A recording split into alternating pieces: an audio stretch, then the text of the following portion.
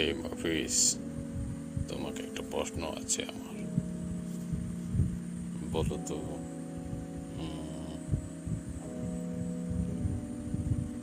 যদি পৃথিবীর কেন্দ্র পর্যন্ত একটা গর্ত খোঁড়া যায়, তুমি কি করবে?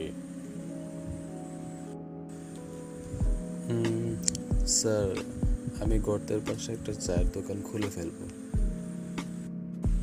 কি? চায়ের দোকান কেন?